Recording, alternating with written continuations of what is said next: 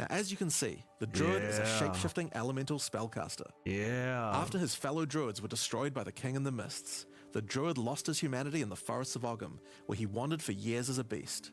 Now, finally reawakened, he's determined to find his lost wife and regain his humanity.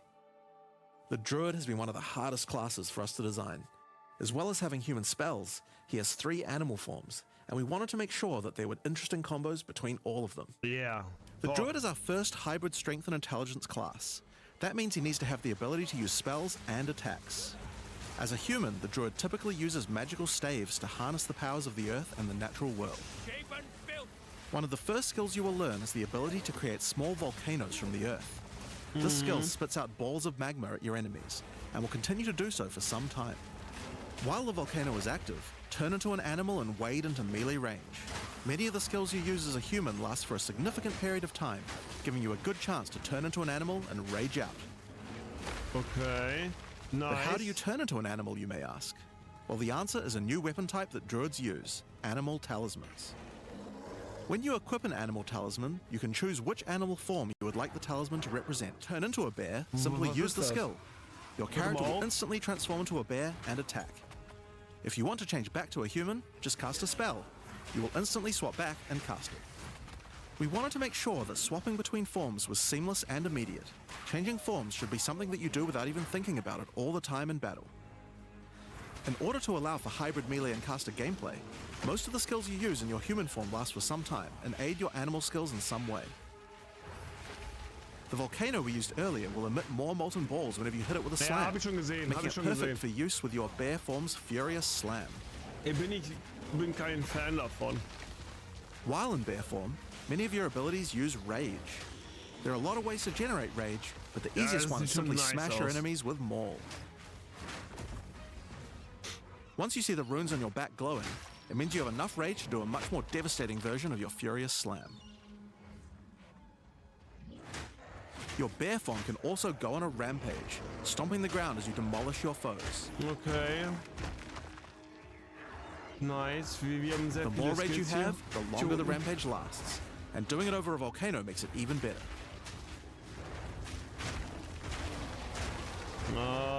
Volcano spam und dann boom, boom. As you consume rage, your bear form will generate endurance charges, and these can be used with skills like Ferocious Roar.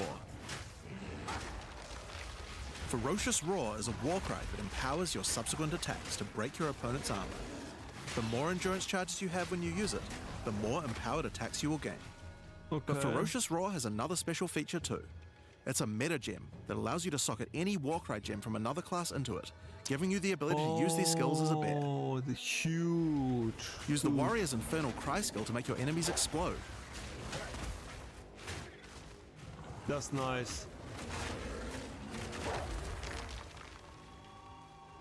Or use Seismic Cry to stun your enemies and double up the number of slams you do.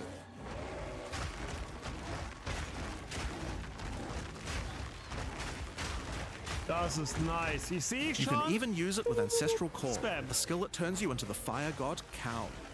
Ever wondered what the Karui god of war would look like if he was a bear? Well, wait no longer. Finally, build up enough rage and you can use one of the bear's ultimate abilities, Walking Calamity. This skill summons a storm of fire around you for some time, while generating even more rage to power your other abilities. A true bear apocalypse. That's nice. Now the bear is known for being a slower and more lumbering animal, with slower attacks and heavy slams. But what if you want to turn into something a little more nimble? Well, let's check out the second animal form for the Druid, Wolf form. I'm a wolf. For the wolf form, we wanted to go fast and furious. Even just the wolf's basic attack will leap forward and rake his foes. After attacking, the wolf stands up on 2 legs, but after running for a short time, he goes back on all 4s, allowing to move more quickly between packs of enemies. That's nice. The wolf has a lot of cold attacks based on his association with the moon, and the first of these is Lunar Assault. It's great for freezing your enemies in place. After they're frozen, use your basic rake attack to knock shards of ice off your enemies, which land on the ground nearby and explode. If you want to get into battle quickly, you can use your Pounce attack. This skill leaps at a target and applies a mark to them. Killing the marked enemy will summon a wolf minion to your side, allowing them to fight with you. Mark and kill as many enemies as you can to build up a sizable pack. While an enemy is marked, your wolves will prioritize that target and do more damage the more wolves you have, so make sure you keep your pack strong. Now, one problem you might run into is your wolf pack dying in boss fights. You often don't have any enemies that you can mark and kill in order to regenerate your pack. To deal with this problem, you can use Cross Slash. Cross Slash jumps backwards and does a vicious double slash. Any marks on your target explode and triggers their abilities. This allows you to pounce to mark an enemy and then summon a wolf even without killing it. Nice. Cross Slash also has another feature though. Remember those ice fragments from before? Well, Cross Slash will propel any ice shards on the ground towards its central target. First, freeze your enemies with Lunar Assault. Then rake them to create as many ice fragments as you can. Then follow up with Cross Slash to generate a field of icy explosions to obliterate your enemies. Diese Special Effects. Da rede ich die Grafik. If they're still alive after that, your pack of wolves can finish them off.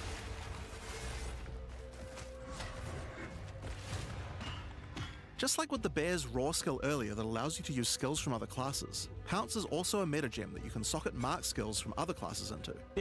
So for example, you might want to try adding Freezing Mark from the Monk to Pounce. Monk.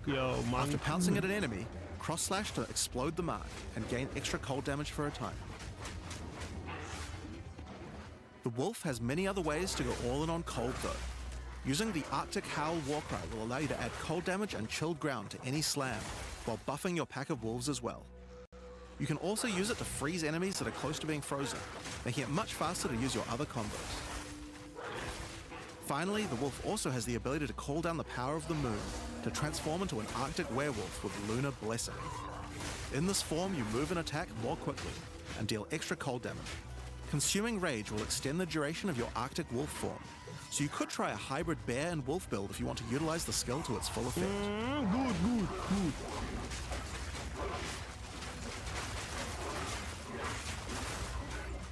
Gut. Ich glaube, ich spiele Wolf. Let's talk about the third form available to the Druid. And I think it's a cool one. The Wyvern. The Wyvern has a number of long-range breath abilities. But that doesn't mean you can't get into melee range when you want to. The basic attack of the Wyvern is Rend. Jump forward into combat and slash your enemies with your lethal talons. If they're close to being stunned, you can blow them off balance with a blast from your wings, causing an explosion of damage. After the battle though, it's time to feed. Devour the corpses of monsters to create power charges, and this is when the Wyvern's abilities really come online. When using Rend, you can consume a power charge to charge up your wings with lightning. Not only does this do a bunch of damage, but it allows you to turn this melee skill into a much larger AoE attack. Once your wings are charged, your Wing Blast will also do lightning explosions for even more damage. If your enemies are close to death, no need to wait for them to actually die. When you see this blue marker, just devour them alive. Fresh meat is much tastier after all. Alright, so those are some melee options, but how about range? Well, you wouldn't be much of a dragon if you couldn't breathe fire after all. Rolling Magma is the first of the Wyvern's breath attacks. Spit balls of fire that bounce along the ground. These balls will trigger volcanoes as well, so it's a good idea to cast one as a human right before you start spitting. That's so cute, Junge. But that's not all you can spit. You have something a little nastier in that gullet of yours. Spitting a barrage of oil at your enemies will cover them in a viscous sludge that makes them easier to ignite. If you have power charges though, plant your wings in the ground and vomit a barrage of lightning-infused projectiles. The more power charges you have, the longer you can do this for. But make sure you keep your foes at range. You're vulnerable to melee attacks while channeling this skill. In order to help with that, let's take a quick diversion back to some of your human abilities. As a Druid of Scoth, you have the ability to harness the power of nature to create entangling vines to slow down your enemies. Another of nature's punishments is the thunderstorm. Creating one of these will create periodic strikes of lightning from the sky, and will also make your enemies wet. Why is that useful? Well, of course, things that are wet are easier to shock. Use it with lightning damage from your Wyvern form to enhance your damage.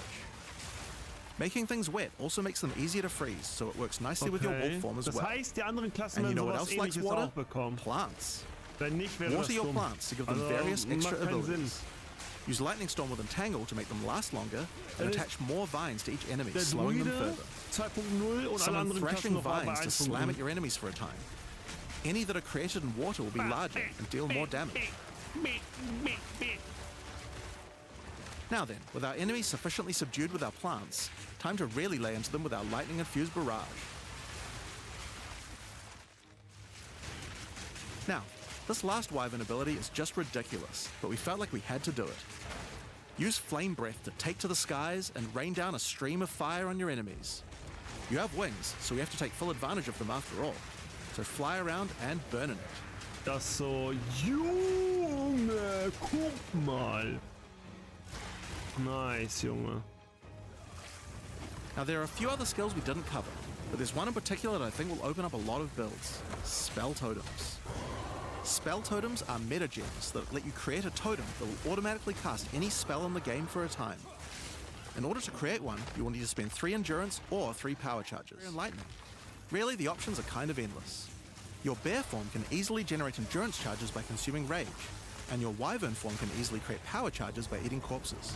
So it's pretty easy for the druid to get the charges needed, but they're also available from quite a few other places as well. I'm sure we'll be seeing a lot of different spellcaster classes thinking about how best to take advantage of these. True. Now, of Talk to course, along with a new class comes a bunch of new support gems. We've added over 30 new supports throughout the game, Wow. but I'll show you a few of the cooler ones here.